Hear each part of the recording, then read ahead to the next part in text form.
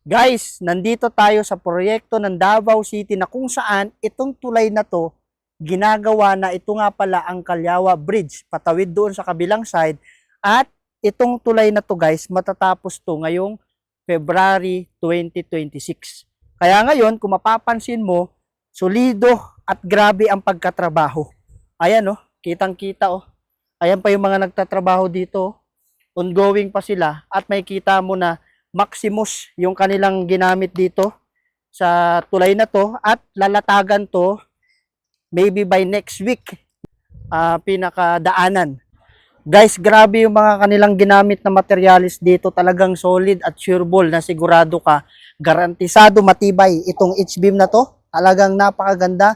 At yung kanilang casing na gagamitin dito sa paggawa ng tulay, at itong ginamit nila na parang lubid na bakal na to sa kanilang Maximus na girder para tawiran ng tulay. At kung mapapansin mo, ito nga pala yung kanilang mga tools na ginagamit dito para mag-angat ng mga kagamitan sa ganitong klaseng tulay dito sa may Calyawa Bridge. Ito naman yung mga crane na ginagamit nila dito para mag-angat ng kanilang mga materialis. Ayan Imagine mo guys, ganyan katibay at kasolid ang mga kagamitan dito sa Davao City, na kung saan ginamitan pa nila ng mga matinding equipment para lang magawa itong tulay na to. At yung crane na yan, kasama naman isang backhoe dito sa baba.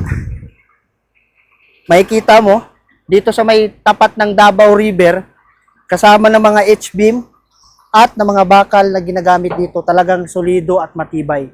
Kaya dito sa Davao City, talagang sureball, sigurado ang mga proyekto. Guys, grabe Ito pa lang guys, may kita mo naman yung mga bakal na ginamit nila dito sa proyekto ng Davao City. Talagang hindi basta-basta at solid talaga. Kindly imagine guys Ayan matitibay at garantisado dito sa may ginamit nilang Maximus na proyekto dito sa Davao City.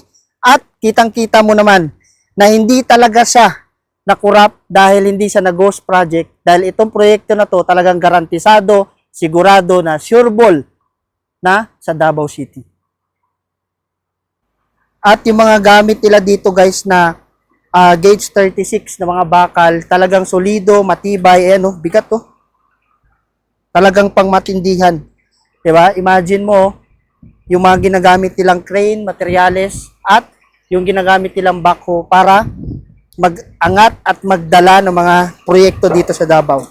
Kaya naman, sa mga nagtatanong kung talagang quality at maganda ang mga proyekto dito sa Davao, guys, kayo na ang humusga at kitang-kita mo naman kung gaano kaganda, ka-quality dito sa Davao. So ano pang hinihintay nyo? Let's go! Sureball!